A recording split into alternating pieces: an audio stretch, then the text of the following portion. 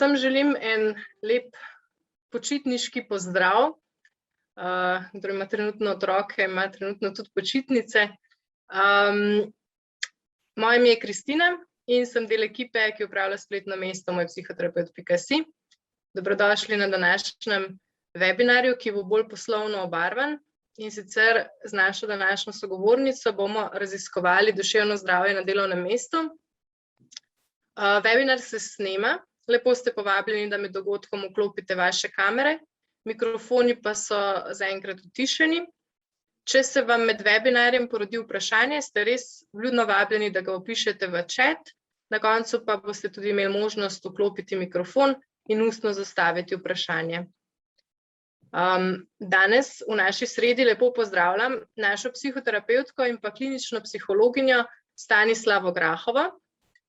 Po zaključku študija psihologije se je naša terapevtka odločila, da svoje znanje in pa moči preizkusi tudi v poslovnih vodah in se je najprej zaposlila v administraciji v večjem slovenskem podjetju. Po 2 letih vodstva administracije pa je v istem podjetju prevzela področje kadrovskega menedžmenta. V tem obdobju, pravi, je pridobila izkušnje pri selekciji in upravljanju ter psihološkem ocenjevanju kadra, soočila pa se je tudi s problematiko duševnega zdravja na delovnem mestu, še posebej se je posvečala analizi vzrokov absentizma, torej odsotnosti na delovnem mestu. Kot psihologinjo je zmeraj zanimala motivacija zaposlenih in seveda torej kakšno skrb posvečajo duševnemu zdravju na delovnem mestu. Stasja, lepo pozdravljena in dobrodošla. Živijo vsi, dober večer. Hvala, Kristina, za lepo predstavitev. Tako da na kratko še od sebe povem, da sem zelo vesela, da sem zbrala ravno to temo, ker mi je zelo blizu, saj res prihajam iz poslovnih vod, kljub svoji klinično-psihološki specializaciji.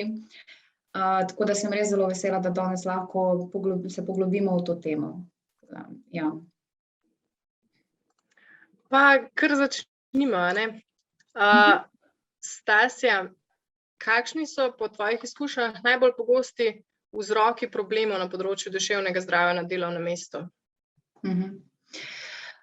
O tem vprašanju sem razmišljala veliko, tudi sem pristopila k temu z vidika analitike teh vzrokov znotraj enega podjetja, hkrati pa zmeraj spremljam te informacije na svetovnem nivoju in seveda na nivoju Slovenije, saj tukaj živim že 6 let. In me je zmeraj zanimalo, kaj so res vzroki za odsotnost, tako da sem tudi pogledala informacije z NIJZ, z Nacionalnega inštituta za javno zdravje Slovenije, in bi želela z vami tudi deliti, da pogledate, kakšni so res vzroki v primerjavi z drugimi vzrokami odsotnosti oziroma absentizma na delovnem mestu, da lahko vidimo to razliko med duševnim zdravjem in drugimi možnimi vzroki odsotnosti. In da lahko primerjamo mogoče kako mi res spremljamo in kako mi res zaznavamo te vzroke. Tako da bom delila par slajdov z vami, da vam najbolj primerno predstavim to, ne? Na tak način, ki mogoče ni najbolj zaznamovan. Če mi pogledamo na torej shemo, na graf 1, in pogledamo razlike med moško in žensko populacijo, glede na vzroke odsotnosti na delovnem mestu, zaradi bolezni, mislim, zdaj govorimo o vseh bolniških odsotnosti, vključno s problemi na področju duševnega zdravja. In ne bom se poglabljala ne bom šla v detajle, ampak sam bom povedala to. Duševne motnje so tukaj označene s črko F, ja, duševne in vedenjske motnje, in lahko pogledamo, da pri ženskah to je bolj pogosti vzrok, pri moških malo manj, ampak je popolnoma primerljivo s skupino bolezni, ki spadajo pod maligne neoplazme, to so rakava obolenja. Se pravi, odsotnost na delovnem mestu oziroma absentizem zaradi duševnih in vedenjskih motenj je primerljiv z absentizmom zaradi rakavih obolenj. In to je včasih presenetljivo, saj recimo, če nekdo zboli rakom oziroma z nekim tumorjem, to ponavadi vemo, nekako predebatiramo na delovnem mestu, če nekdo pa je odsoten zaradi duševnih ali vedenjskih motenj, o tem se ne pogovarja, še vedno imamo to stigmo, da to ni tako poširjeno, ne. Na drugi strani pa lahko pogledamo tudi povprečno trajanje začasne nezmožnosti za zaposlitev oziroma bolniške odsotnosti zaradi duševnih in vedenskih motenj, pa lahko primerjamo tudi z drugimi skupinami.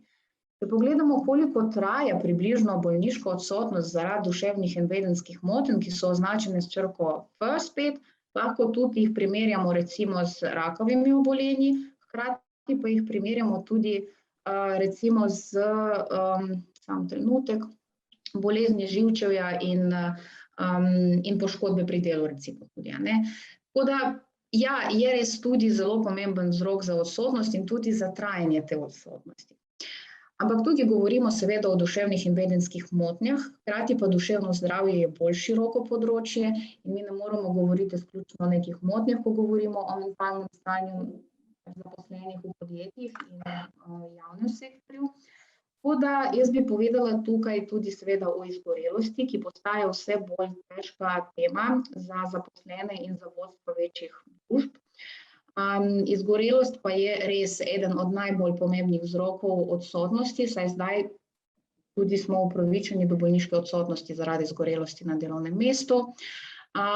In izgorelost včasih zamešamo oziroma zamotimo do neke mere s kronično utrujenostjo, kar je tudi zelo pomemben vzrok duševnih oziroma vzrok problemov na področju mentalnega zdravja zaposlenih. Tako da bi rekla, da je spekter zelo širok, katere motnje pa se res povzročijo zaradi razmer na delovnem mestu, to pa težko govorimo, ampak lahko pa prispeva delovno okolje nastajanju depresivnih motenj, tudi lahko katerihkoli motenj, ki so že bile mogoče nekje tam v premorbidnem stanju oziroma v tem stanju, ki ni še bolezensko, ampak predbolezensko stanje. Nekatere pa delovne razmere pa lahko vplivajo na to, da se razvijajo hitreje. Tako da je zelo kompleksna tematika, ampak seveda se danes bomo tudi osredotočili na izgorelost in na druge motnje oziroma druge probleme, ki se lahko nastajajo na delovnem mestu. Hkrati bi tukaj želela zajeti tudi tematiko izgorelosti kot recipročnega modela. To je zelo zanimiv model, o katerem se malo pogovarjam, ampak hkrati je zelo pomemben. Mogoče nekdo je slišal o tem recipročnem modelu, mogoče pa ne, mogoče danes prvič za nekoga bo to predstavljeno. Recipročni model izgorelosti je zelo pomemben, zaradi tega, ker nam obrazlaga izgorelost kot neke vrste problem, ki nastane zaradi izgube povratne informacije strani recimo delovnega okolja. Mi vlagamo veliko svojega truda in neke svoje motivacije v neko delo in ne dobimo outputa oziroma ne dobimo ustreznega odgovora, nastane izgorelost. Se pravi, mi izgorimo, enostavno predamo preveč svoje energije, znanja, truda v neke stvari, iz katerih pa ne dobimo outputa oziroma nekega rezultata, ki si ga želimo, in to je ena od teorij nastajanja burnout. Hkrati recipročni model tudi uporabljamo za depresijo, deluje na isti način, ampak v medsebojnih odnosih. Se pravi, izgorelost je do neke mere depresija, ki nastane na delovnem mestu, ne kliničnega seveda izbora. Tako da, po mojem mnenju, to so najbolj pogosti, seveda vse, kar je vezano na medsebojne odnose, je tudi pomembno, saj vsako delovno mesto zahteva komunikacijo, izmenjavo informacij, izmenjavo nekih želj, čustv, vrednot. Tako da seveda vse, kar je vezano na komunikacijo, je vzrok za slabo mentalno zdravje oziroma celo vzdušje v kolektivu.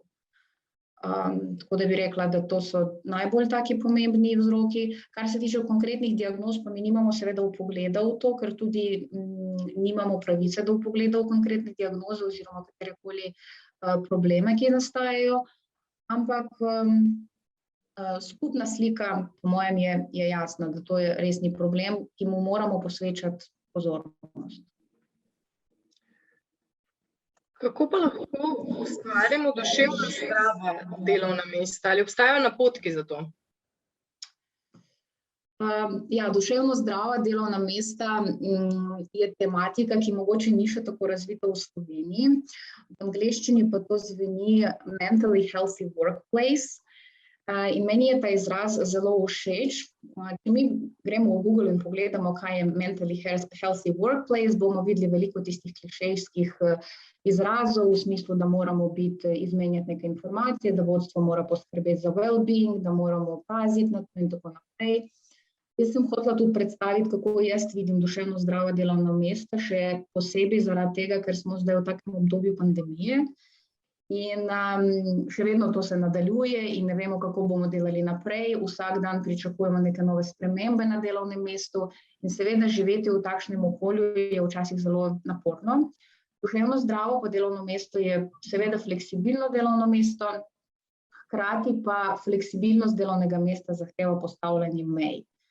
Tako da duševno zdrava delovna mesta se morajo temeljiti na mejah, osebnostnih mejah, poslovnih mejah, in temu, kako jih postavljamo. Seveda pa je pomembna tudi komunikacija, kako postavljamo meje, s kom jih bomo postavljali. To vse temelji na tem, da moramo sodelovati pri ustvarjanju duševno zdravih delovnih mest na več nivojih, se pravi zaposleni, nadrejeni, višje vodstvo. Brez te komunikacije in odprtega sodelovanja ustvarjanja duševno zdravega delovnega mesta enostavno ni možno. In tudi mi je žal, da velikokrat na delovnem mestu se pogovarjamo o varnosti na delovnem mestu, tudi imamo stalna izobraževanja, moramo jih izvajati, hoditi, enkrat na par let požarna varnost, te vse stvari, kako moramo sedeti za mizo in posvetimo duševnemu zdravju mogoče 3 minute.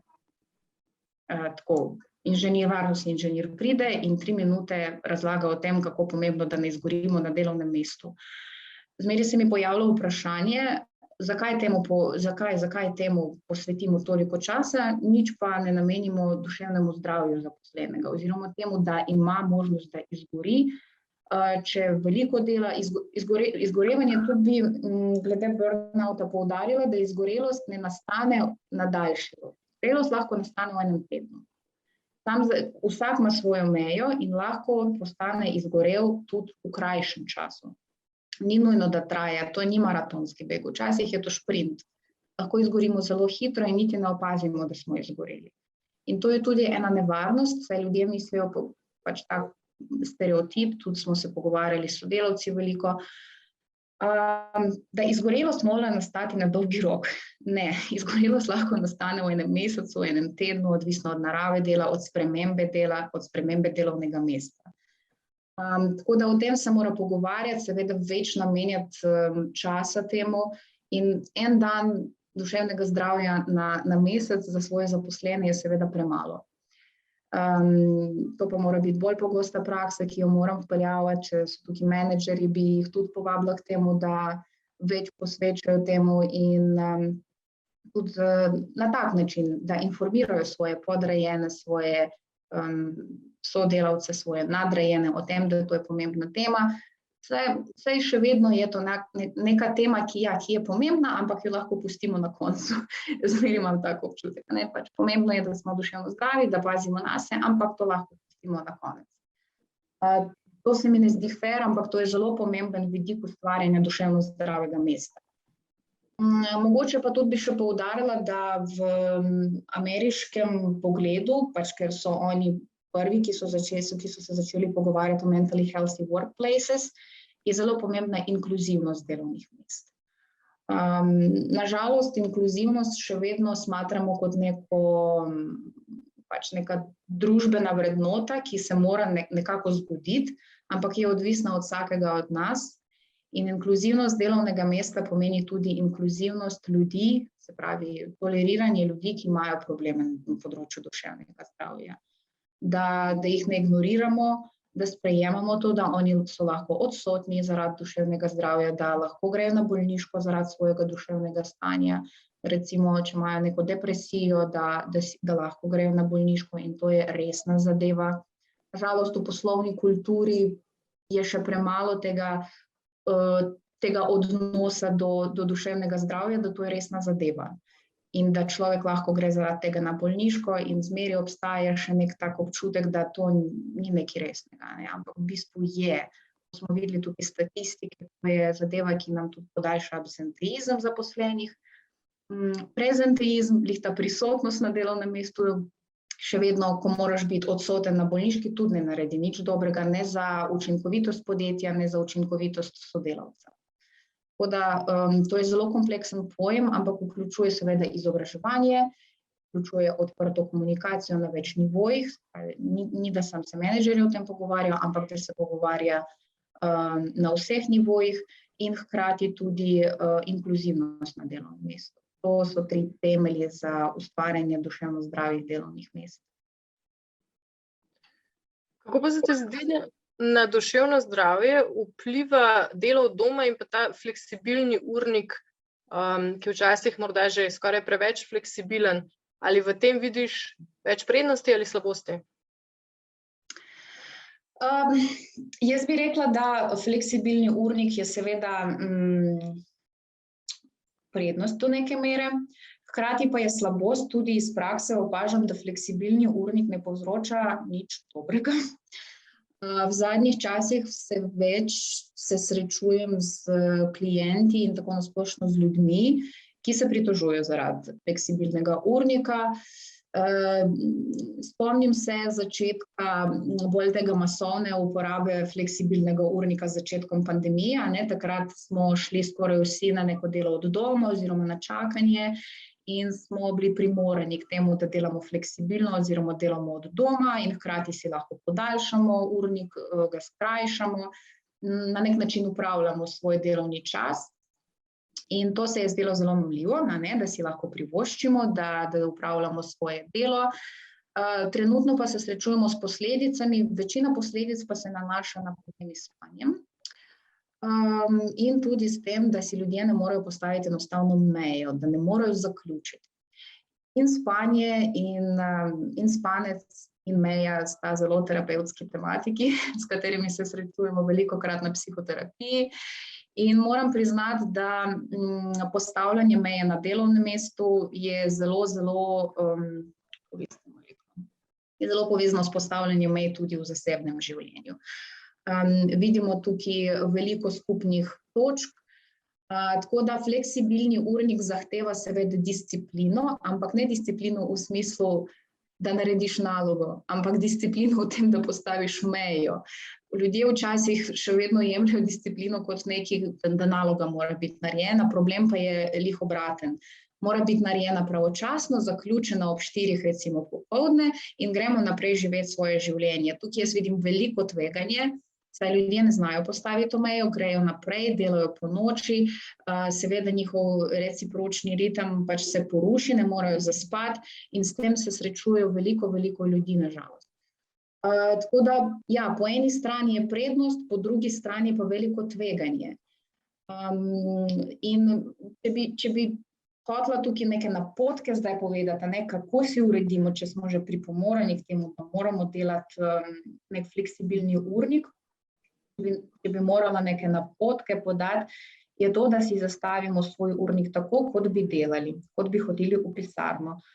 Zdi se enostavni nasvet, zdi se zelo samoumevni nasvet, ampak držati, pač da se držiš tega urnika, da ga spremljaš in da se prisiliš temu, je velika umetnost.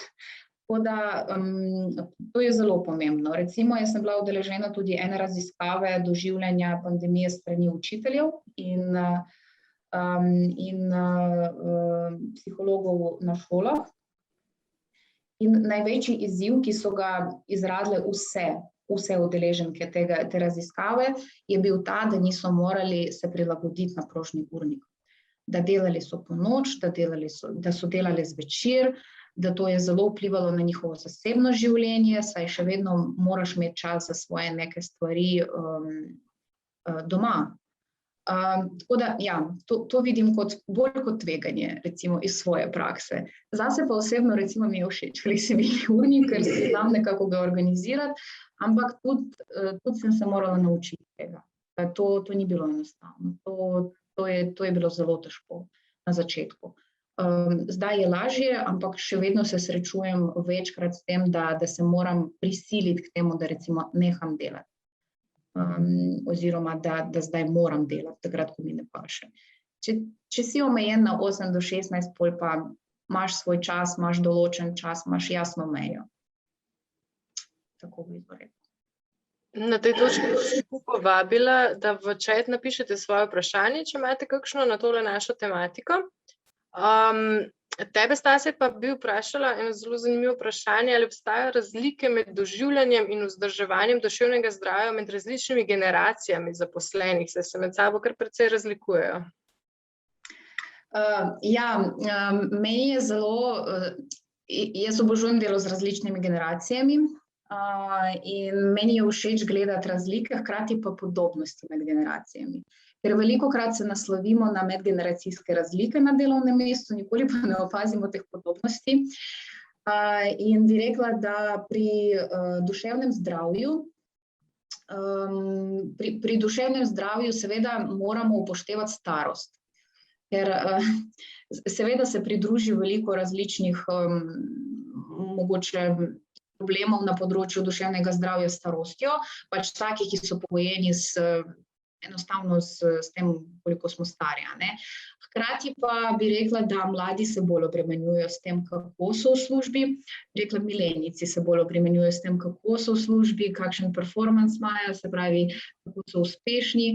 Mlajša generacija, tiste, ki prihaja zdaj zgodnja 20. leta, se toliko ne obremenjujejo s tem iz mojih izkušenj, ampak postanejo tudi zelo hitro izgoreli. Kar je zanimivo in je še verjetno za raziskati, zakaj mlajša generacija, ki prihaja, se toliko ne obremenjuje s tem, kako so uspešni, hkrati pa postanejo zelo hitro izgoreli oziroma tudi so zelo anksiozni glede tega, kako jim gre, a jim bo uspelo. Navzven pa deluje dosti umirjeno, tako bi rekla.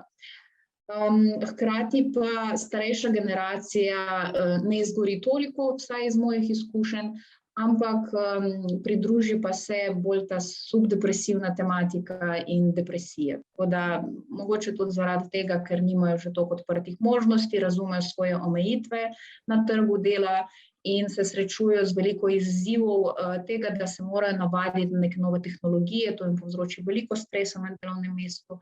Tako da duševno zdravje pri starejših zaposlenih je zelo zanimiva in pomembna tematika, ki se je moramo dotikati skozi, pač tako jo moramo spremljati, ker drugače vidimo velike posledice zaradi tudi odsotnosti.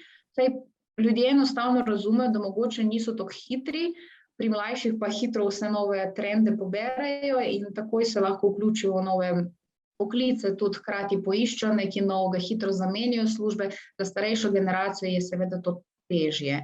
Hkrati pa to je prednost, povezovanje, medgeneracijsko povezovanje, da se dopolnjujejo, da se učijo eden od drugega. In jaz bi rekla, da medgeneracijsko povezovanje je tudi eden od vidikov duševno zdravja delovnih mest. Brez tega mi ne moramo ustvariti dobre organizacijske klime. Mogoče še pri mlajših, bi še nekaj omenila pri mlajših zaposlenih, tudi pri klientih, recimo tisti, ki se zaposlujejo, ker nekako imam bolj mlajše kliente, vsaj zdaj v tem obdobju. Pri mlajših zaposlenih je zelo zanimivo to, da se preveč ne obremenjujejo s tem, kaj bodo sploh delali na delovnem mestu. Njim je pomemben nek rezultat, ja, ampak hkrati ta pot je kar v redu, pač tako bolj umirjeno prevzamejo svoje odgovornosti. Tako da mogoče je bolj moje subjektivno mnenje, ampak tako je. Se pravi, katera generacija najbolj izgoreva, milenijci ali Gen Z, ali kako je že tale mlajša? Očitno vsi po malem, vedno bolj. Jaz bi rekla milenijci najbolj, po mojih izkušnjah in tudi glede na kliente, ki jih imam. Milenijci so najbolj nagnjeni izgorevanju na delovnem mestu. Mlajši so bolj anksiozni in bolj zaskrbljeni, imajo tisto tesnobo. Starejša generacija pa ima svoje tudi izzive, od katerih sem že kar dosti povedala. Večinoma to prilagajanje, adaptacija, učenje novih kompetenc, to je za njih preveč stresno in največkrat to povzroči res nekaj bolj depresivnega spektra kot izgorevanja. Mogoče pa tukaj bi tudi poudarila razliko med depresijo in izgorelostjo, saj sta dve različni stvari. In izgorelost, jaz rada poimenujem izgorelost kot visoko funkcionalno depresijo. Se pravi, pri izgorelosti mi še vedno lahko funkcioniramo, delamo svoje naloge, opravljamo vse na delovnem mestu, bomo učinkoviti in tako naprej. Učinkovitost bo počasi padala, ampak še vedno bomo tam prisotni, depresija pa nas res izklopi. Se pravi, pri depresivnih motnjah nas ni. Ne moramo niti fizično vstati s kavča in iti v službo. Pri izgorelosti lahko še vedno funkcioniramo, zato je to triki stvar. Včasih niti ne vidimo, da smo izgoreli. In moramo biti zelo pozorni na simptome, tudi se posvetovati s svojim zdravnikom oziroma iti na posvet, če karkoli sumimo, da izgorevamo ali smo depresivni, saj je zelo taka tanka meja tukaj. Dobili smo eno par vprašanj v chat. In sicer literatura na temo duševno zdravih delovnih mest, se pravi healthy workplace. Če imate kakšno, oziroma imaš kakšno priporočilo?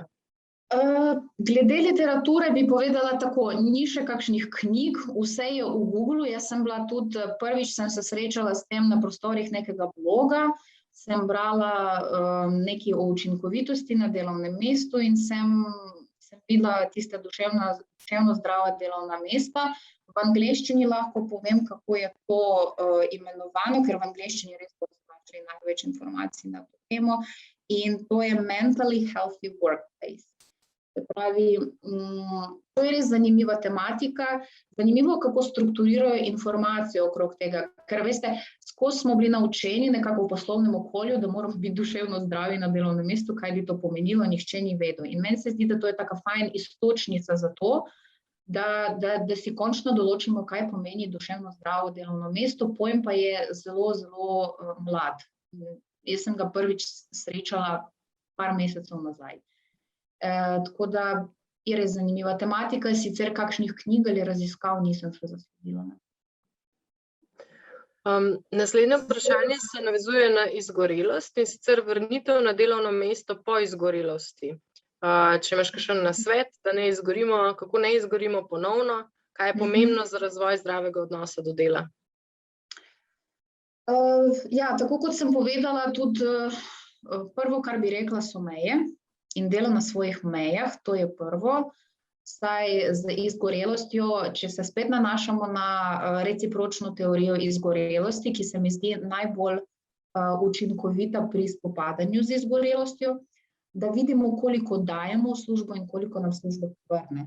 Moramo si dejansko zapisati na listek papirja, kaj mi dajemo v službo, svoj čas, svoje znanje, koliko realno ur na dan delamo, s kom komuniciramo, komu predajamo znanje, kaj pa dobivamo iz službe. Finance, nova znanja, razvoj, kariera, kaj nam je pomembno iz te službe in pogledati, ali je to enakomerno za vas.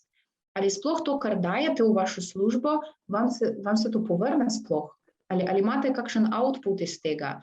Ker s tem pridemo realno na neko izgorelost, če vidimo, da output je manjši, da nimamo nobenega zadovoljstva, da finančno nismo tam, tudi nobenega znanja novega ne dobivamo iz te službe, drugače pa garam 10 ur na dan, potem pa seveda boste spet izgoreli. Tako da postavljanje tudi mej je eden od teh vidikov, da vi enkrat nehate vlagati v vašo službo več, kot pridobite iz nje.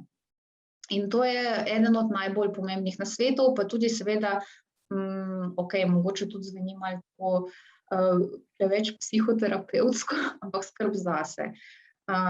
Skrb zase ne pomeni to, da delate neke te stvari, o katerih se ponavadi pogovarjamo v pomenu skrbi zase, ampak skrb zase temelji na mejah spet, da si namenite čas zase, tudi med službo. Tudi, da greste po službi narediti to, kar vam je všeč. Ne vem, kakšen je bil vzrok za vašo izgorelost točno, ker tukaj vse je individualno, ampak predpostavljam, da ste izgoreli zaradi tega, ker ste veliko delali. Tako da skrb zase je na prvem mestu. In to so vzorci, ki se vlečejo ponavadi iz našega zasebnega življenja, ne pa iz službenega. Tako da moramo gledati to zelo kompleksno stvar. Tako bi rekla. Upam, da sem odgovorila na vprašanje, saj ne poznamo globino določene situacije. Naslednje vprašanje Gospod zanima, če lahko nekdo, ki se že več kot 20 let bori oziroma zdravi za depresijo in anksioznostjo, dela 8-urni delovnik. Pravi gospa, da si ona tega ne upa, zato išče delo zgolj za polovični delovni čas. Kaj meniš ti? Ne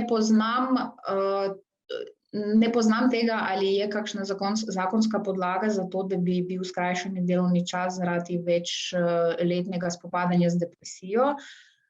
To lahko tudi presodi zdravnik, recimo. Ampak bi rekla tako, odvisno od vašega občutka. Vi lahko delate skrajšani delovnik samo nekaj časa in ko čutite, da lahko spet greste na 8-urni delovni dan, lahko se vrnete seveda. Obstajajo pa obdobje, da si lahko damo neko pavzo v življenju. To je čisto normalno, da si recimo določite, da par let delate za skrajši delovnik, pol pa si poiščete spet za nekaj za 8-urni delovni dan, kar je lažje za najti, to pa se strinjam.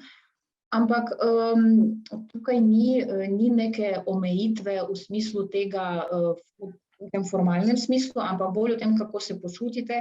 Hkrati pa nočem, da s tem, da si zadate cilj najti nekaj za 4 ure, da si zaprete možnost poiskati nekaj čez nekaj let za 8 ur, ko mogoče se boste boljše počutili in boste imeli več motivacij in zagona za delo, mogoče pa boste našli delo, ki vas bo motiviralo za delo za 8 ur, a veste.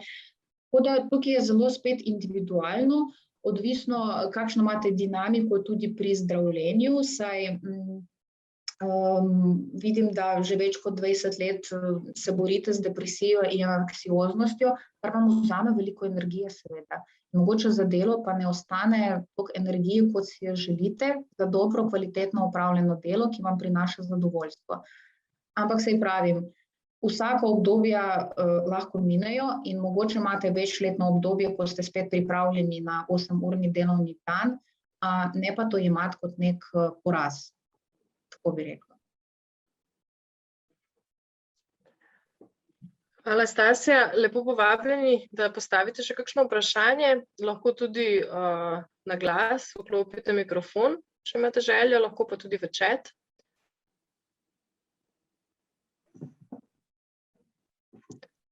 Če ne, pa se bo Stasjo nadaljevali z naslednjim vprašanjem, in sicer ali je duševno zdravje zaposlenih skrb delodajalca ali zaposlenega?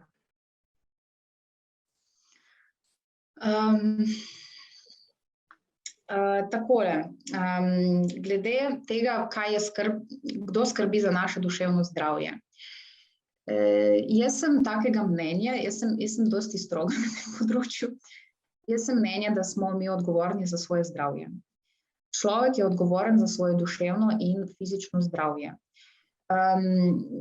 Razumem, da gremo k zdravniku, da se posvetujemo, da imamo neke dvome, ampak to, da gremo k zdravniku, je že odgovornost. Že prevzamemo odgovornost, že naredimo odločitev in gremo k zdravniku. Tako da v prvi vrsti katerakoli situacija, ki se nanaša na duševno zdravje, je naša odgovornost seveda, da si poiščemo pomoč in tako naprej. Po drugi strani, ko govorimo o delovnem okolju, govorimo o neki organizaciji, v katero smo vključeni in s katero imamo neko razmerje. In hkrati dajemo energijo v to razmerje, tako da seveda nek del te odgovornosti prevzame nase delodajalec.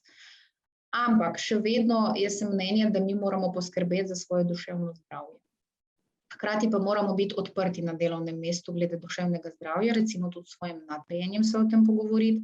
Razumem, da so nadrejeni različni, ampak smo vsi ljudje in na koncu se vsi srečujemo s problemi na področju duševnega zdravja. Jaz ne poznam niti enega človeka v svojem življenju, v službenem življenju, v zasebnem življenju, da se ne bi srečal s problemi na področju duševnega zdravja.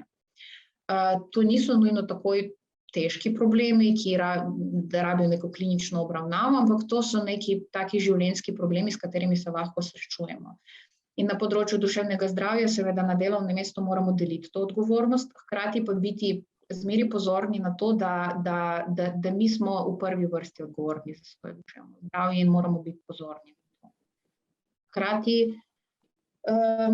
Hkrati, če vidimo, da nekdo ima katerekoli probleme na tem področju, na delovnem mestu, ne se sramovati pristopiti k temu človeku, ga vprašati, kako je, kako se počuti, mogoče s tem pa lahko prispevate k temu, da začne reflektirati na to temo, da se sploh prvič vpraša, kaj je z mano narobe,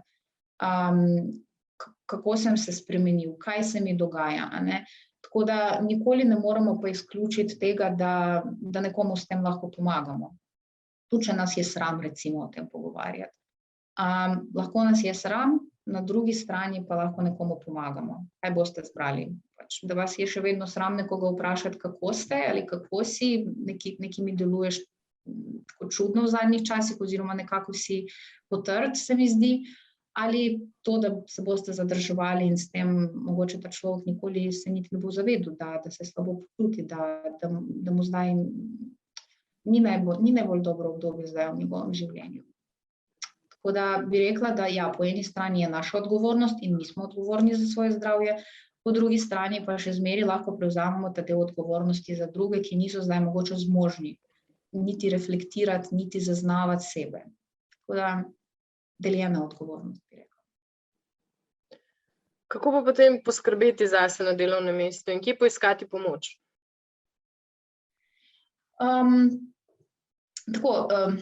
To je moja osebna izkušnja, hkrati pa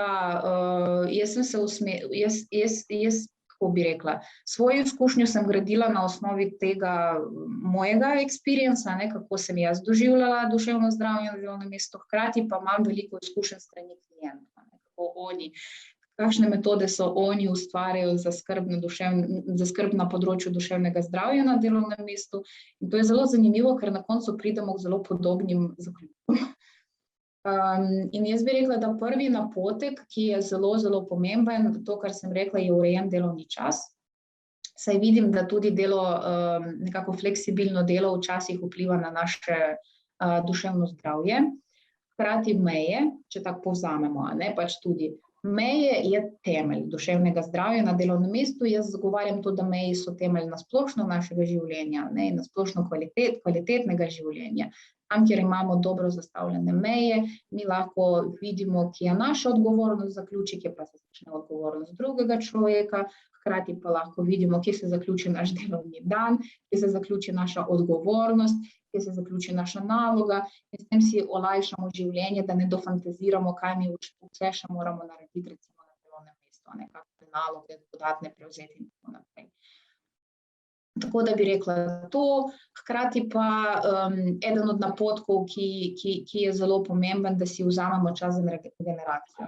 To je zelo, na prvi uč je tak zelo preprost nasvet, ampak velikokrat pozabimo, da mi smo lahko enostavno utrujeni, da nimamo zadosti spanca, da nismo pojedli, da nismo popili vode, da nismo šli na sprehod, recimo, ali nismo naredili nekaj, kar nas veseli.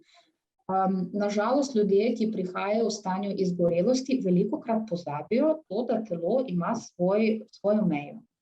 Da telo ni narejeno za to, da delamo 20 ur na dan in da ne gremo spat in da nič ne delamo. Zdaj se nam zdi samoumevno, ampak ko že pademo v ta mindset burnouta, ko smo že tam, pozabimo na to, enostavno pozabimo in se ustaviti in se pristno vprašati, a sem zdaj utrujen, je včasih velik korak k temu, da si priznamo, da smo utrujeni in da nismo šibki ta trenutek. Smo utrujeni, se naspimo, postanemo spet močni in gremo nazaj na delo, cilji, dosežki, vrednote in tako naprej.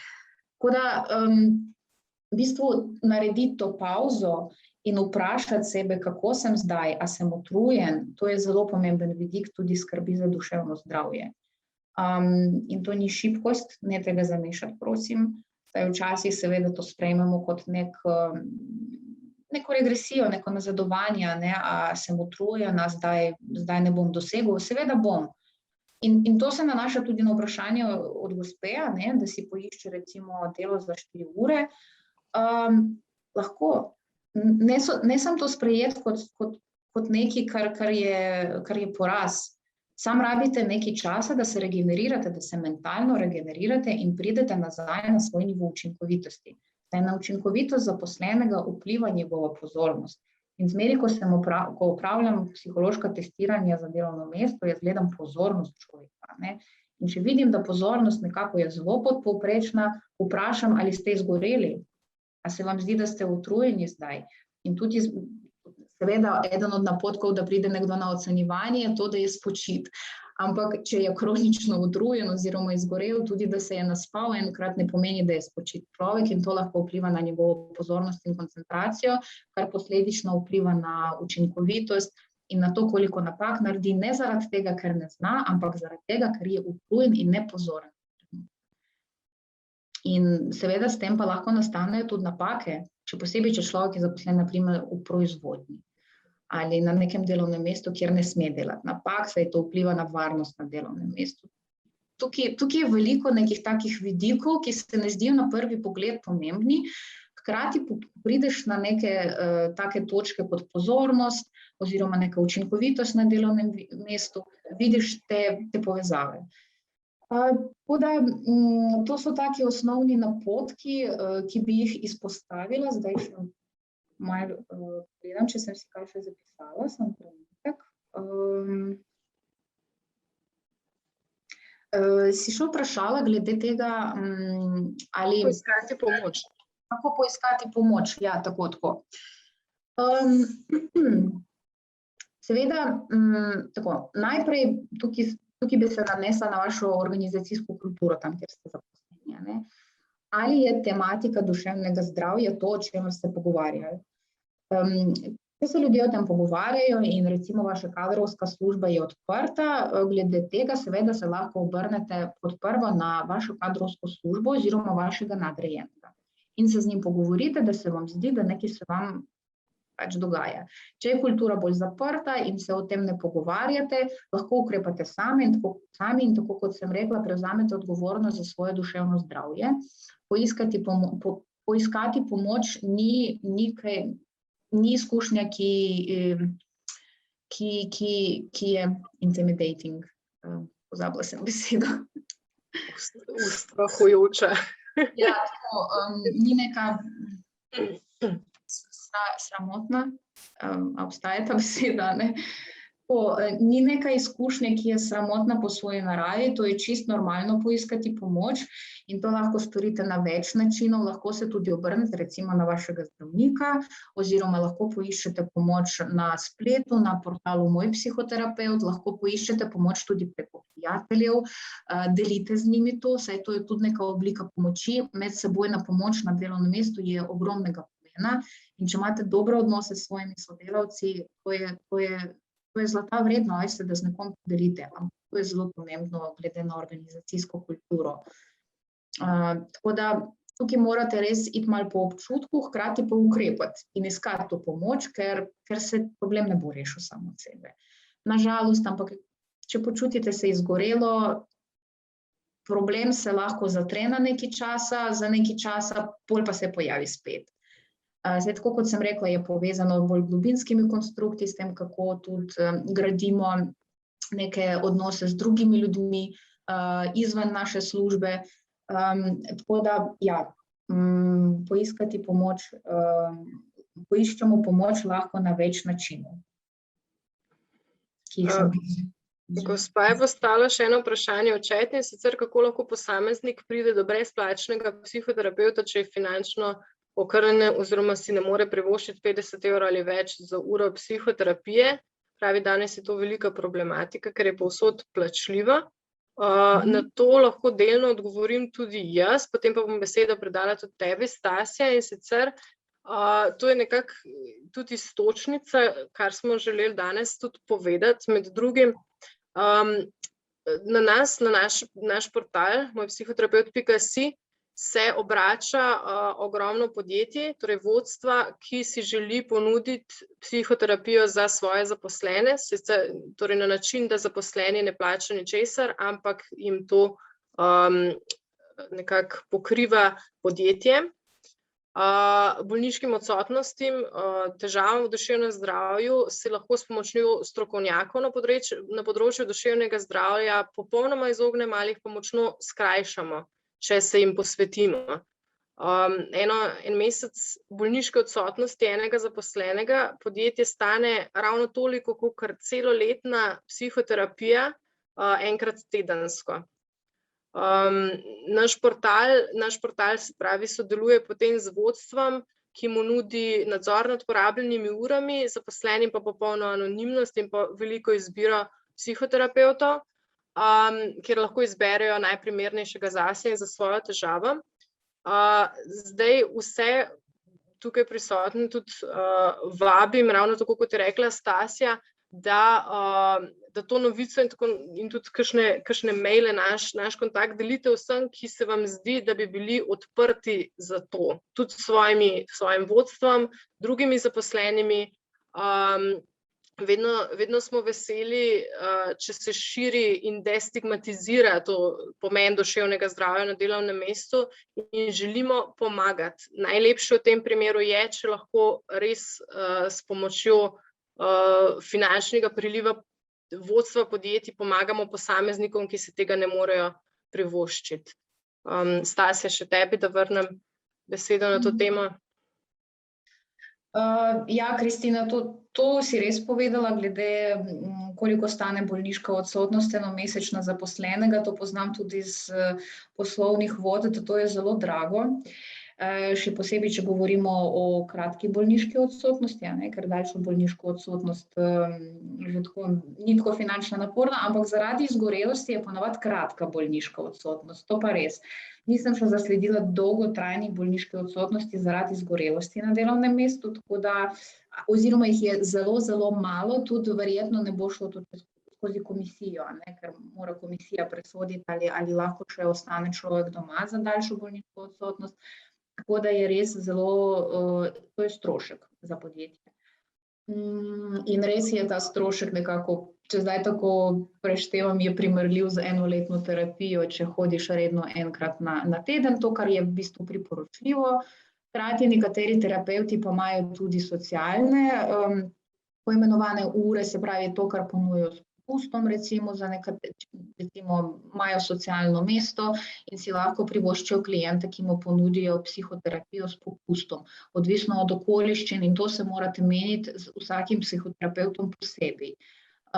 Ker ponavadi vsaj jaz imam tako v praksi in tudi svoje kolege, ki jih poznam, to prakticiramo in to je normalna praksa pri psihoterapevtih, da lahko prispevajo na tak način tudi tistim, ki niso finančno zmožni financirati svojo psihoterapijo. To je normalna praksa. Tako da pozanimajte se, gospa, prosim, pri psihoterapevtih, ki jih spremljate, oziroma mogoče ste že razmišljali o nekom, ali imajo to možnost. To je čisto v redu. Gospa je napisala, da je iz Obale, gospa, tako da lahko se na nas obrnete tudi preko telefona ali pa e-maila in vam mi svetujemo, kateri izmed naših terapevtov nima zdaj dolgo čakalne vrste. So pa večina izmed naših terapevtov imajo to možnost, kot je rekla Stasja, da bo za neko manjšo tarifo izvajal terapije. Nekako ni priporočljivo, da je zastonj sicer, to se je v nekih raziskavah izkazalo kot kontraindikacija, ker ljudje niso vzeli zadosti resno zadeve, je pa vedno za nek tak simboličen prispevek, pa veliko terapevtov terapijo tudi izvaja. Tudi vsi ostali, če ima kdo kakšno željo za vse informacije dodatne in pa za ponudbe, smo na našem mailu in telefonski številki, ki sta navedeni na portalu, dosegljivi. Zdaj pa počasi se bližamo koncu. Stasja, prosila bi te še za kakšno zaključno besedo. Zdaj, ko razmišljam, kako je govoriti o duševnem zdravju na delovnem mestu in se zavedam, da to je zelo težka tematika, saj nekako duševno zdravje ne gre skupaj s poslovnimi cilji in učinkovitostjo na delovnem mestu. Kao da moramo to pustiti na strani in biti dobre volje, učinkoviti in tako naprej na delovnem mestu. Tako da zdaj, če tako reflektiram, kako mi je bilo zdaj govoriti o tem, je težko. Težko, ker še vedno obstaja ta stereotip, da to ne obstaja, da duševno zdravje na delovnem mestu ni tako pomembno, in ko se spopadaš s to temo in poskušaš menedžerjem in višjemu vodstvu dopovedati, da to je zelo, zelo pomembna tematika in tudi ne veste, kakšne finančne posledice so lahko za tem, težko je to zagovarjati, res.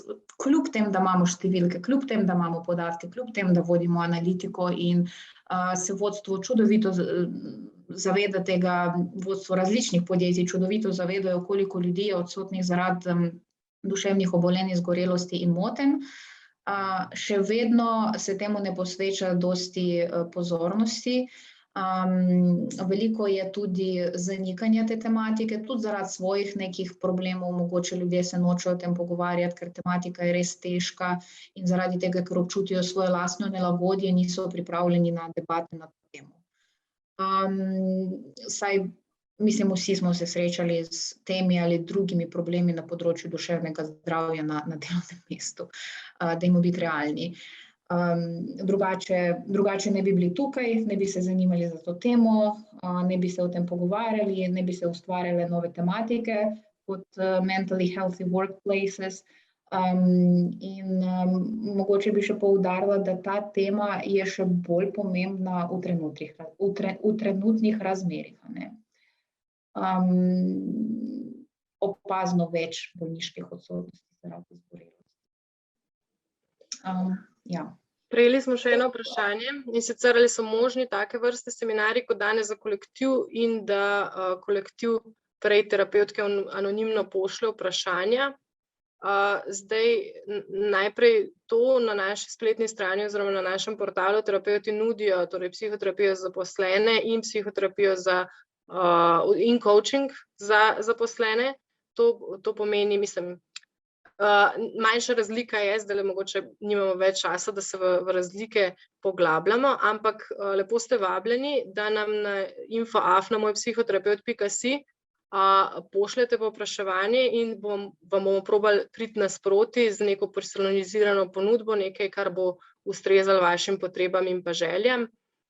Mogoče Stasja, če imaš še ti kaj na to? Jaz bi rekla, da take vrste seminar oziroma neka skupinska delavnica oziroma tako, kot si rekla, skupinski coaching je seveda možen, odvisno je tudi od strokovnjaka, ki je pripravljen na take vrste obravnavo. Tale anonimnost pa je res včasih zelo, zelo pomembna in tudi sem se že srečala s tem, da anonimnost veliko pomeni pri takšnih situacijah, zato mogoče bi še tudi poudarila, da na žalost velikokrat, če z nekom delimo nekatere stiske, še vedno pride to na nek posluh, nekdo nekaj sliši, Tako da seveda duševno zdravje je zelo taka težka tema za razpravljati na delovnem mestu, tudi doma je težka tema, kaj šele na delovnem mestu. Mislim, da tukaj anonimnost je ključna beseda. Tako da jaz bi rekla, da to je dobra ideja, gospa, to, kar ste zdaj vprašali, in seveda, če se strinja vodstvo in to podpira, vsaka čast temu vodstvu, ki bi to podpiralo in bi se strinjalo s tem, da to financira, ker to je res. Tako, približali smo se koncu. Dragi udeleženci, najlepša hvala, da ste se odzvali na naše povabilo.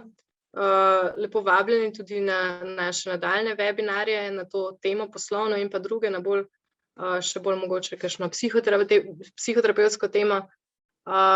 Stasja, tebi pa najlepša hvala, da si pripravila tako zanimiv webinar in delila večer z nami.